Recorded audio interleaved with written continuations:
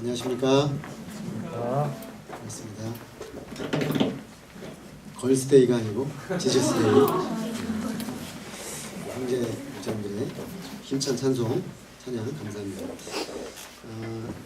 지금 계속 개강 특강 말씀으로 나누고 있습니다. 오늘 5번째 말씀을 드리겠습니다. 결혼을 세우는 3가지 원리 제목으로 말씀드리겠습니다. 잠깐 기도하겠습니다.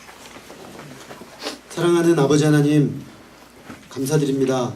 우리를 불러서 주님 앞으로 인도하시고 우리 주님께 예배하며 찬양하는 특권을 주셔서 감사합니다.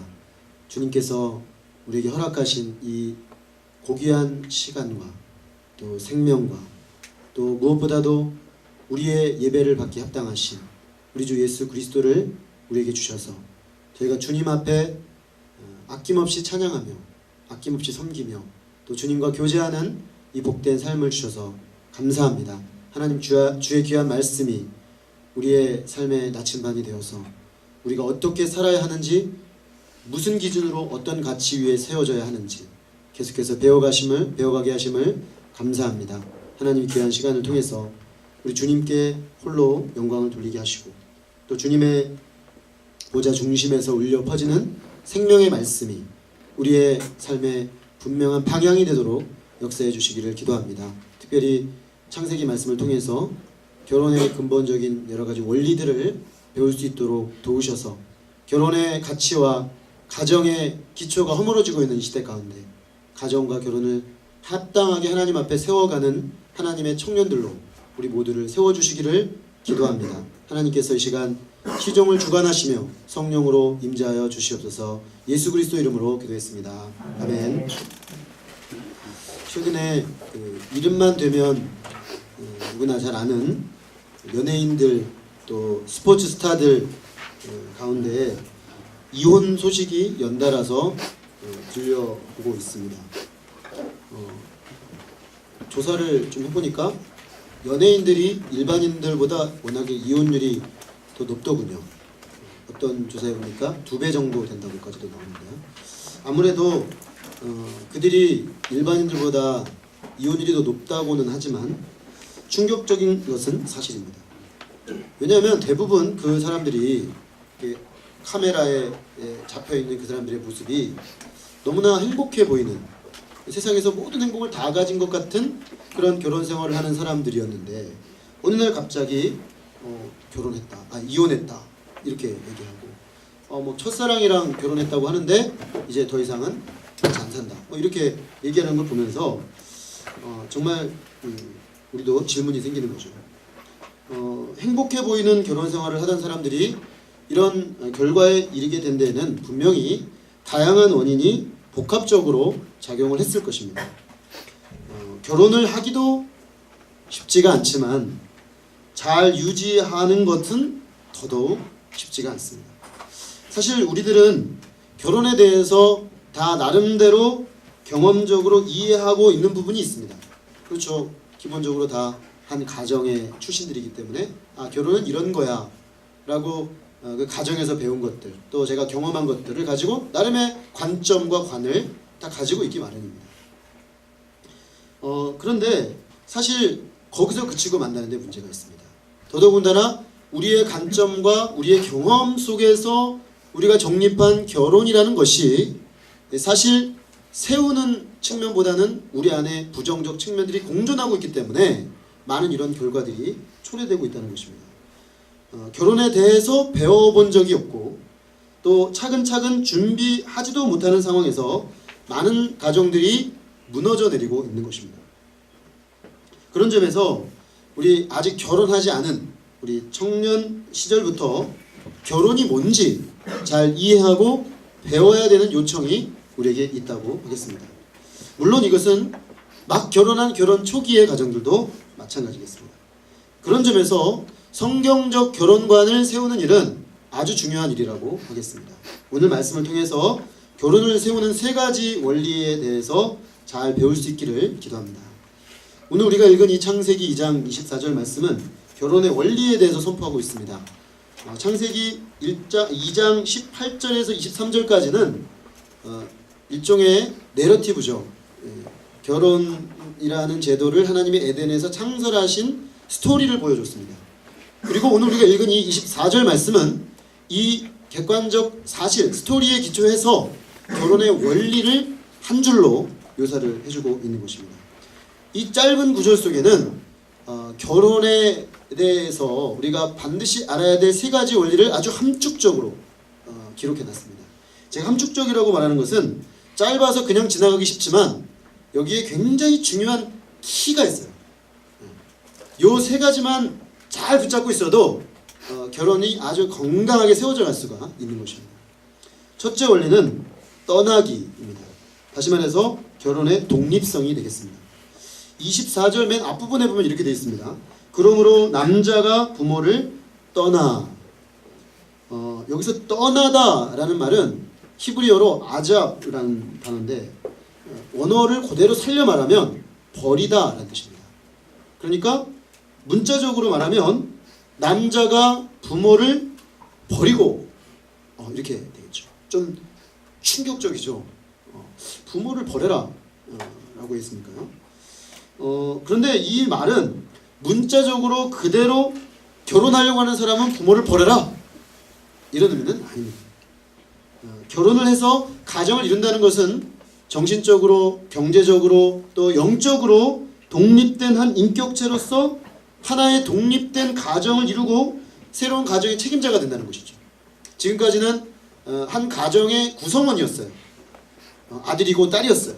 그런데 이쪽 구성원에서 한 남자가 나오고 이쪽 구성원에서 한 여자가 나와서 이 가정과 이 가정과는 별도의 독립된 한 가정을 이루는 것이라는 거죠.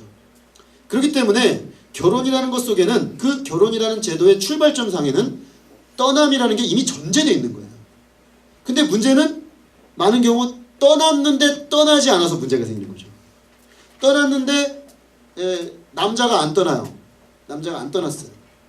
그러면 무슨 문제가 생기냐? 이 아내와 시월드 사이에 문제가 생기는 거예요. 요즘은 시집을 시월드라 그래요, 여러분.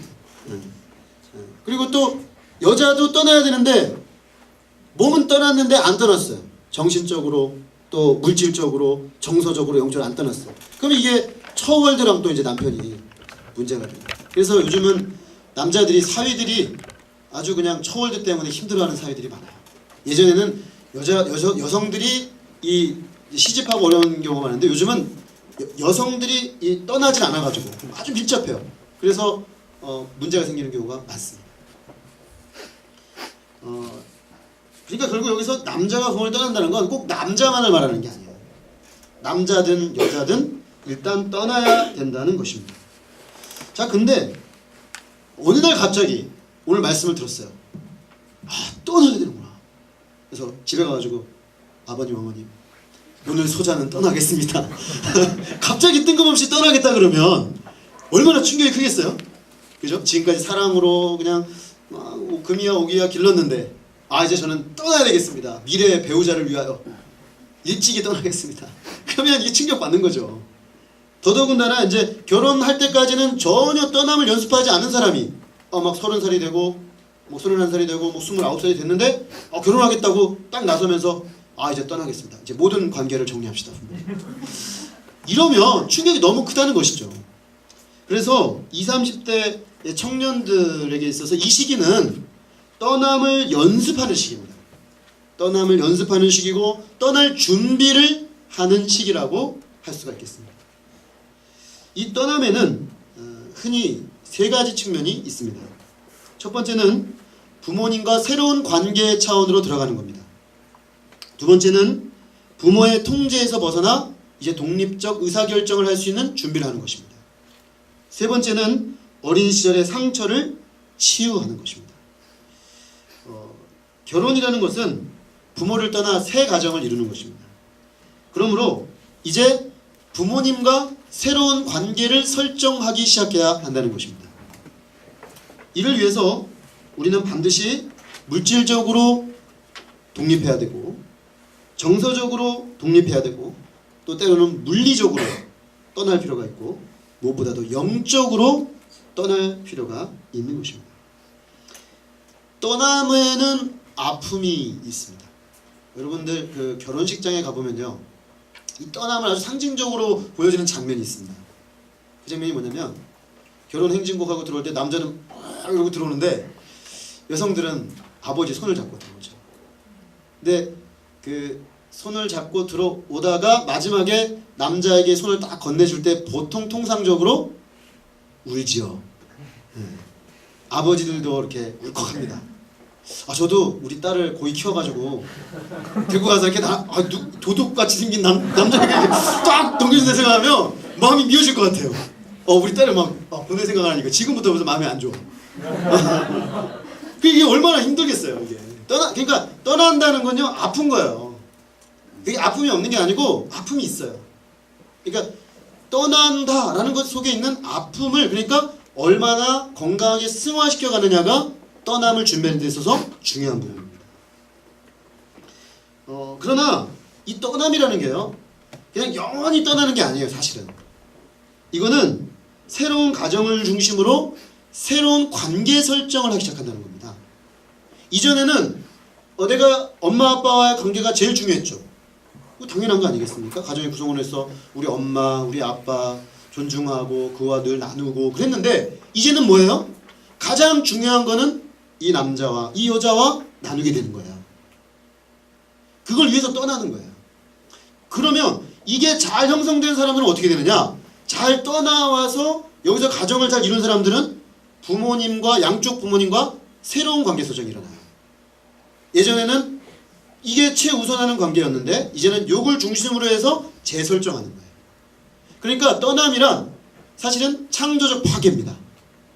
새로운 가정을 창조해내기 위해서 필연적으로 파괴가 따라오는 거예요. 그러니까 파괴를 위한 파괴가 아닌 거죠. 내 부모님과 모든 걸 절연하겠다 그게 아니고 새로운 관계를 잘 맺기 위해서 떠남이 있는 거예요. 그런데 많은 경우에 이 떠남이 아픔이기 때문에 또는 지금 있는 관계가 너무 편하기 때문에 그렇잖아요. 20년 넘게 부모님의 사랑과 돌봄을 받다 보니까 이게 편안하거든요. 그러니까 계속 유지하고 싶은 거죠. 심지어 이거를 끌고 들어와 새 가정에 어떤 사람은. 그래서 이제 무슨 일이 생기면 엄마 파트너 어떻게 해? 그렇게 되는 거죠. 엄마 우리 애기 좀 봐주면 안 돼? 그러니까 떠났는데 안 떠났어. 그래서 가까이 살아요. 요즘 자매님들은 엄마 근처에 가까이 살아요. 요즘 아들들도 그죠? 아들들도 직장 갔는데도 엄마가 전화해줘요. 거기 부장님 잠깐 통화 좀 가능하겠습니까? 바꿔보면 우리 아들이 요즘 힘들다는데 부장님 잘 부탁드려요. 이게 지금 27, 28이 됐는데도 떠나질 않아가지고 그러면 어떻게 돼요? 이제 나중에 결혼해서 안 떠난 친구들은 무슨 일이 생기면 엄마 어떻게 해야 돼요? 이러면 그 전화하는 남자를 보고 있는 여자의 속은 터지는 거죠. 이 도대체 어떻게 된 건지. 그냥 가장 중요한 거를 서로 1차적으로 부부가 의논해야죠. 1차적으로 부부가 의논해서 그 의논한 것을 가지고 합의된 걸 가지고 양쪽 부모님들을 섬겨나가는 관계가 돼야 되는데 떠나질 않아놓으니까 이게 막 뒤섞여 버리는 거예요. 뒤섞이면서 많은 문제가 생깁니다. 사실 이혼하는 가정들의 많은 부분은 이 시월드, 처월드와의 잘못 정립된 관계가 있어요. 사랑과 전쟁 보세요. 여러분 안 보나요? 사랑과 전쟁이라는 프로가 있어요. 이혼 전문 프로그램. 사람들이 왜 이혼하는가? 그 프로 아주 좋은 프로예요. 많이 보세요. 20, 30대 때부터. 왜? 반 모델을 많이 봐야 이렇게 하면 안 되는 걸 알 수 있어요. 거기 보면 대부분 이 관계에서 떠남이 없기 때문에 생기는 문제들이 많습니다.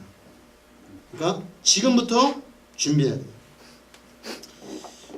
작가이자 기자인 줄리 마이어슨이라는 사람이 한 책에서 쓴 글을 제가 인용해 보겠습니다. 여성인데요. 이런 말을 합니다.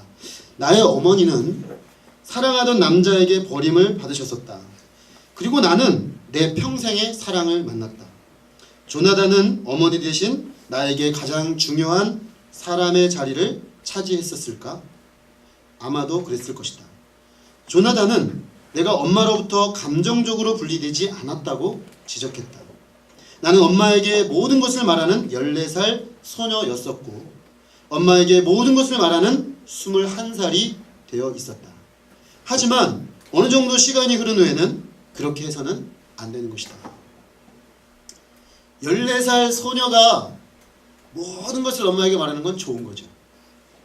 그건 아주 긍정적인 거예요. 근데 21살 소녀가 여전히 그러고 있고 나중에 결혼을 해서 31살이 되고 35살이 됐는데도 그러고 있으면 정서적 부분에 있어서 떠남이 없다는 것을 의미하는 것입니다. 이렇게 떠남이 건강하게 되지 않을 경우에는 가정이 새롭게 형성된 가정이 근본에서부터 뒤흔들릴 수가 있는 것입니다. 그러므로 미리미리 연습해야 합니다. 정서적으로 부모님으로부터 떠나는 법을 배워야 돼요. 제가 청년사역을 오래 하다 보니까 많은 친구들이 특히 지방에서 올라온 친구들 중에 제가 그런 경우를 많이 봤어요. 어떤 친구는 아버지랑 아주 친밀했어요. 알고 봤더니 이 자매님은 아버지가 거의 이 딸을 중심으로 모든 생을 살아요. 어머니 아버지가 특히 아버지가 더 그래요. 내려가면 이 딸을 중심으로 그냥 모든 게 다 돌아와. 온 우주가. 근데 서울 오니까 어떻게 했어요? 그 아버지가 모든 걸 다 채워줘서 정서적으로. 지금 여기 있는 사람 얘기하는 거 아니까 부담 느끼지 마십시오. 아주 옛날 얘기예요. 그래서 막 모든 걸 다 채워주니까 딱 올라온 순간 마음이 화한 거예요. 여러분 이해하시겠죠? 모든 걸 채워줬던 아버지의 그 채움이 없는 거예요. 정서적으로. 그러니까 이 정서를 채우기 위해서 막 어떻게 할 줄 몰라요. 사람이 이게 채워지지가 않으니까. 그리고 결국 어떻게 되냐면 여기서 자기를 중심으로 모든 걸 채워줄 사람을 찾게 되는 거예요. 거기서 얼마나 많은 관계의 왜곡이 오겠습니까? 왜요? 세상은 나를 중심으로 돌아가는 거 아니거든요. 그렇죠?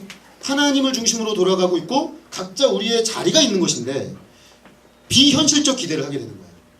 비현실적 기대를 다른 사람들에게 하다 보니까 이 사람은 정서적으로 배고프지만 늘 배고프고 채워지지 않는 목마름에 시달리게 되는 거예요. 그리고 남자를 찾아도 어떤 남자를 찾겠어요? 아빠의 대체물을 찾게 되는 것이죠. 아빠의 대체물. 나를 온 우주의 중심으로 놓고 나를 중심으로 위성처럼 떠도는 달처럼 떠도는 그런 남자를 찾는 거예요. 근데 그 관계가 건강할까요? 절대 건강하지 않습니다. 그런 관계는 여성도 망치고 남성도 망치는 것이죠. 그러니까 정서적으로 떠나지 않는다는 게 이런 결과를 가지고 오는 것입니다. 정서적으로만 그럴까요? 물질적으로도 조금씩 독립해 나가야 됩니다. 왜냐? 돈에서 파워가 나옵니다. 그죠? 부모님에게 모든 걸 받아 쓰는 친구가 어떻게 부모님의 한 말씀이라도 거역은 아니겠지만 자기의 생각대로 할 수 있을까요? 너 끊어버린다. 그죠? 너 그렇게 가면 용돈 얼굴 끝이야. 똑바로 해. 물론 부모님의 말씀을 존중해야 돼요. 부모님의 생각을 존중해야 돼요. 우리 그리스도인은 주 안에서 순종하라고 했으니까. 그런데 계속 그런 관계로 가는 건 좋은 건 아니에요. 건강하게 조금씩 독립해 나와야 돼요. 독립하기 위해서는 물질적인 부분에서 자립을 하면서 스스로 자기 인생을 개척해 나갈 준비를 해야 돼요. 사실은 서구적 관점에서 보면 이건 당연한 건데 우리 대한민국의 청년들은 안 당연해요.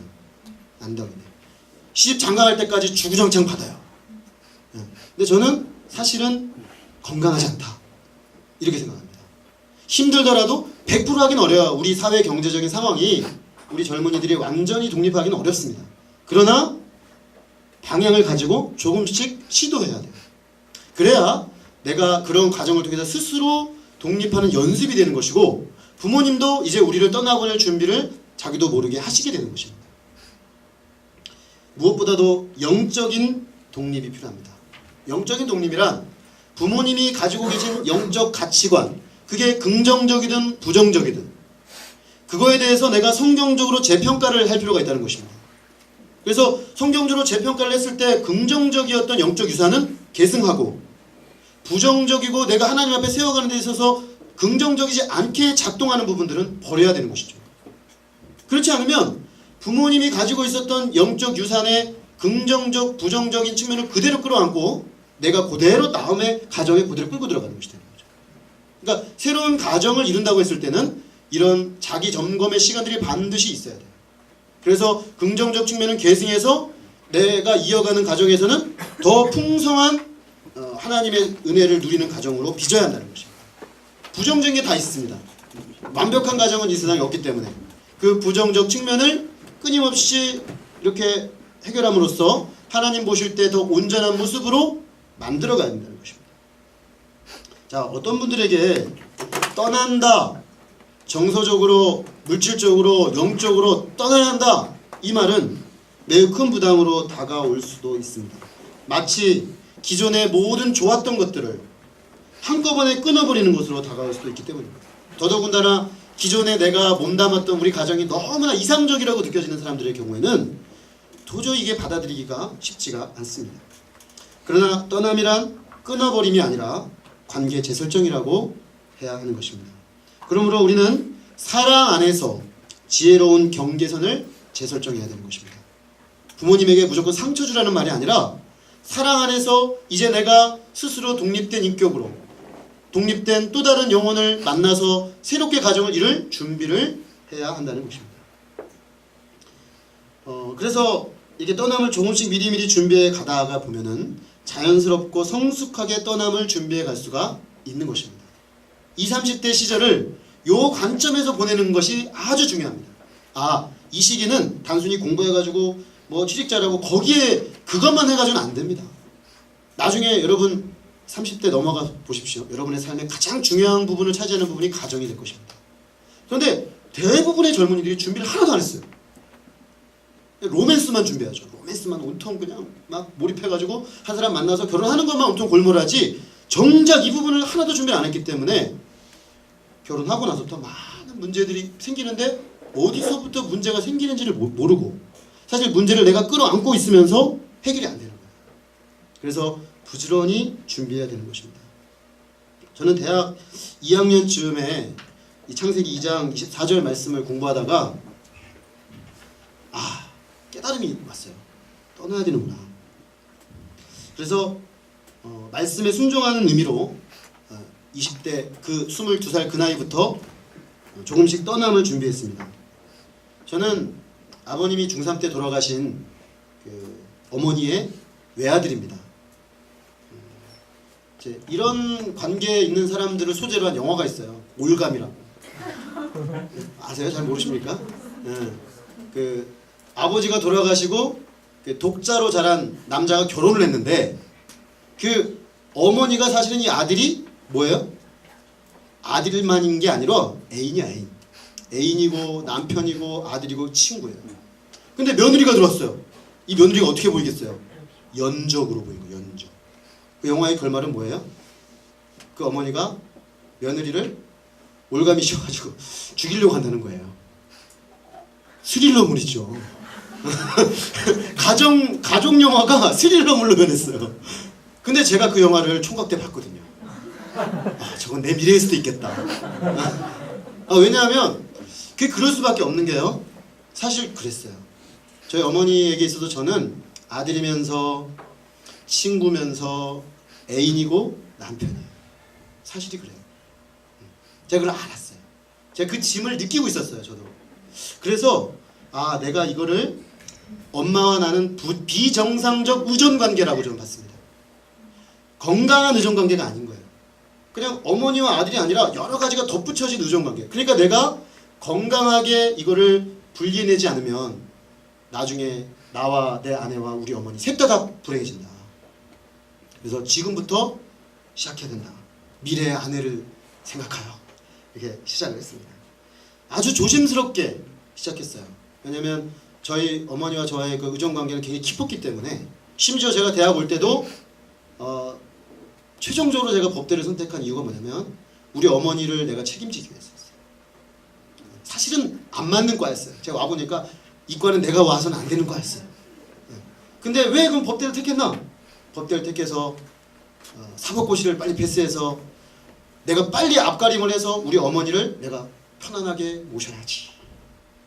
효자죠. 우리 사회는 이런 사람을 효자라고 합니다. 효자인 줄 알았어요, 제가. 근데 알고 봤더니 제가 그렇게 갔으면 아주 건강하지 못한 가정을 꾸릴 가능성이 높았어요. 성경을 공부하면서 이건 아니다. 내가 건강하게 어머니와의 분리를 해야만 나중에 내가 어머니를 잘 섬길 수 있겠다. 그런 생각을 하게 되었습니다. 그러므로 저는 제일 먼저 물질적 독립부터 하기 시작했습니다. 그래서 대학 2학년 후반부부터 과외 아르바이트를 시작했습니다. 제가 다행히 외부에서 주는 장학금을 받고 있어서 학비는 그래도 어느 정도 독립이 돼 있었는데 생활비를 어머니가 공장에 다니셨어요. 공장에 다니셔서 힘들게 그 화학물질 다루시고 그거 해가지고 이제 결국에는 이제 그 후유증으로 눈이 문제가 생기셨거든요. 그렇게 번 돈을 저한테 보내주셨단 말입니다. 제가 이건 아니다 싶어서 과외를 시작했어요. 생활비를 내가 벌어 쓰자. 지금도 제가 기억이 납니다. 어머니 이제 생활비 보내지 마세요. 제가 아르바이트 하겠습니다. 그랬더니 어머니가 그러시는 거예요. 공부해야지 아르바이트 할 시간이 어딨어? 그러시더라고요. 내가 그 정도는 못할 수 있으니까 그냥 해 그러시더라고요. 아니요 제가 벌어서 다니겠습니다. 이제부터는 제가 이 부분은 독립하겠습니다. 어머니가 이해해 주세요. 제가 그렇게 말씀드렸어요. 제가 결혼할 때 어머님이 말씀하셨어요. 그때 되게 서운했다 그러시더라고요. 그때 너가 아르바이트 하면서 내가 보낸 용돈 안 받는다 그랬을 때 정말 서운했다. 그러면서 그러시더라고요. 너 그때부터 떠나기 연습한 거지. 그러시더라고요. 어머니도 알고 계셨던 거예요. 근데 받아주셨어요. 결국에는 받아주시고 저는 저대로 용돈을 이제 독립하고 심지어 제가 돈을 모아서 명절 때면 어머니 선물을 꼭 사가지고 내려갔습니다. 옷을 사갈 때가 많았는데 한 번도 입질 않으시더라고요. 어머니의 안목과 제 안목이 전혀 달라요. 그냥 마음만 받으셨어요. 마음만. 근데 그런 노력들이 어머니가 느끼시는 거죠. 우리 아들이 건강하게 독립하기를 원하는구나.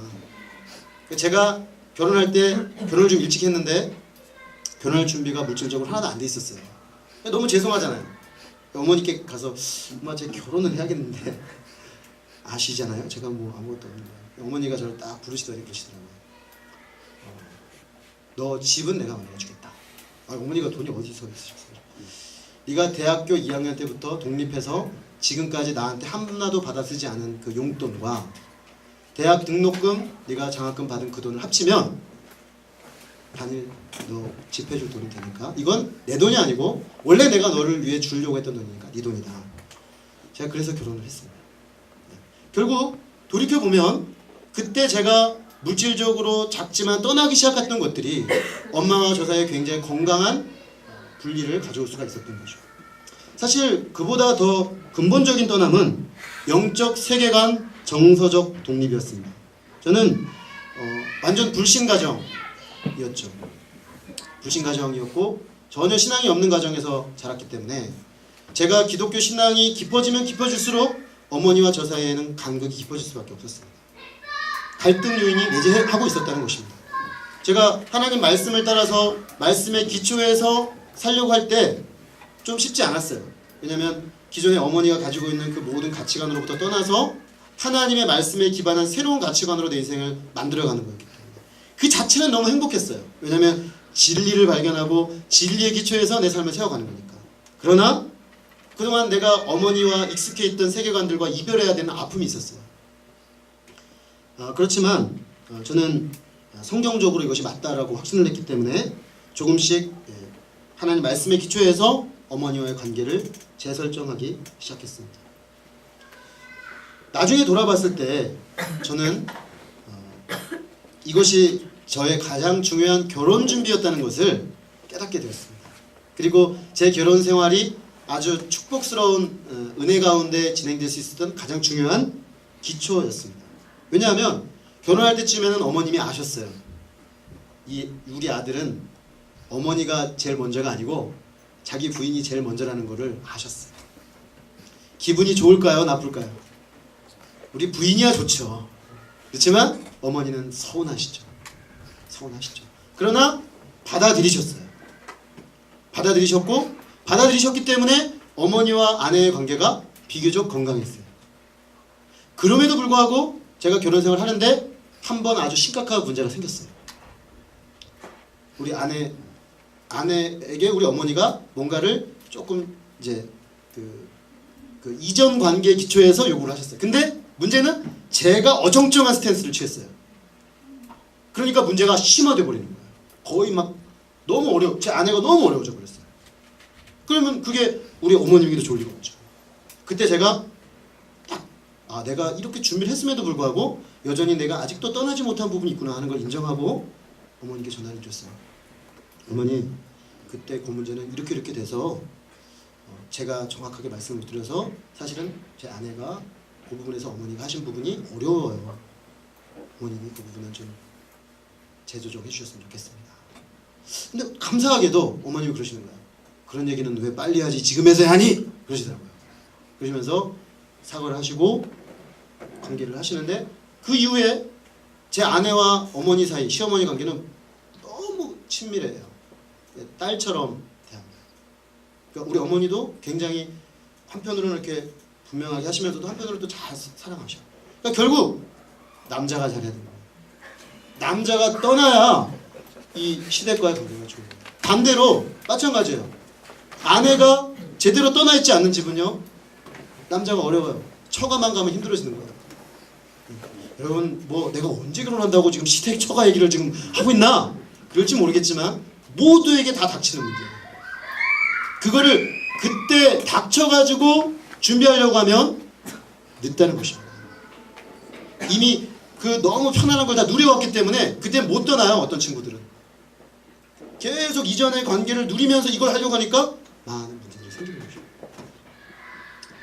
많은 경우 떠남이란 나와 나의 과거와 나의 어린 시절의 상처를 치유하는 것이기도 합니다.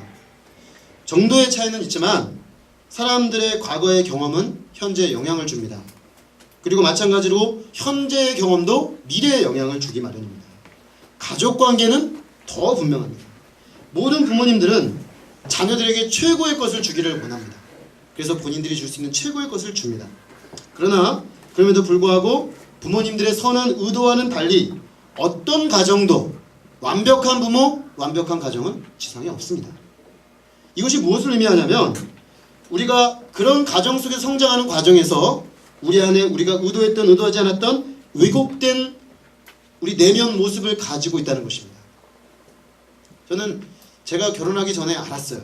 내가 죄인이고 내가 뒤틀린 인격을 가지고 있는 걸 알고 있었어요.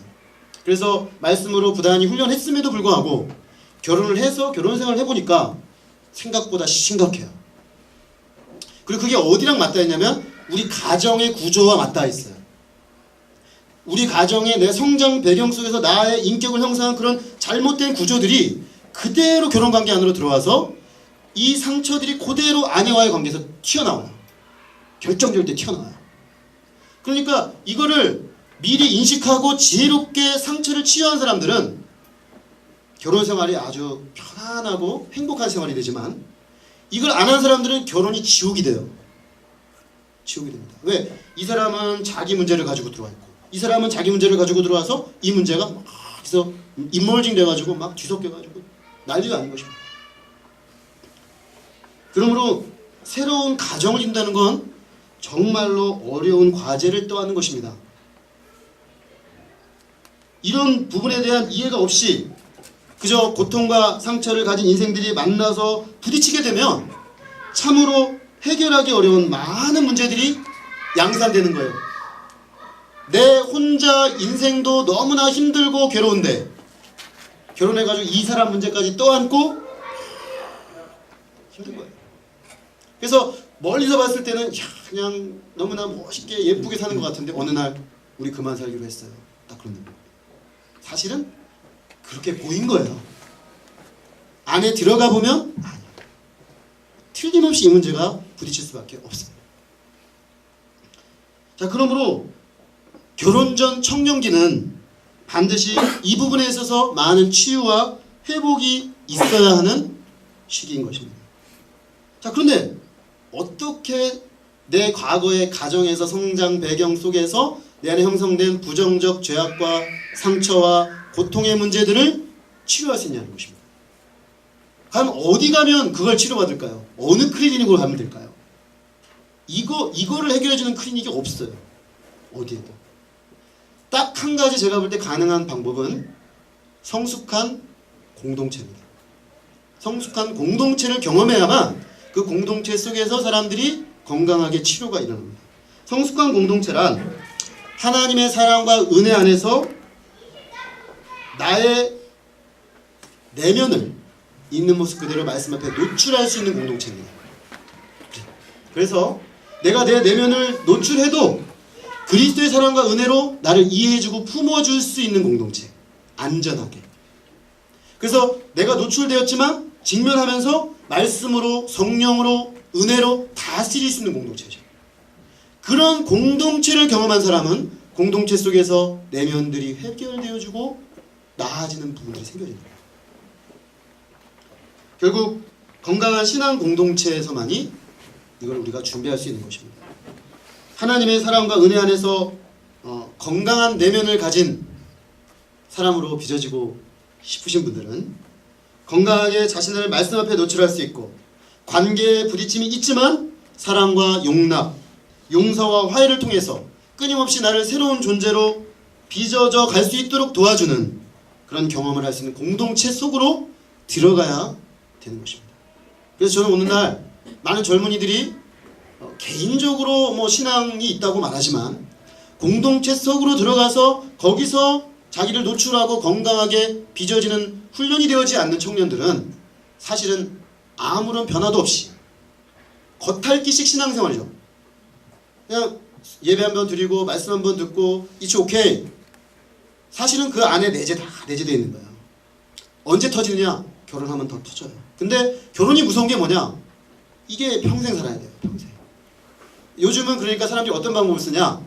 평생 사는 게 싫으니까, 너무 고통스러우니까 해소시키는 거예요. 결혼관계를.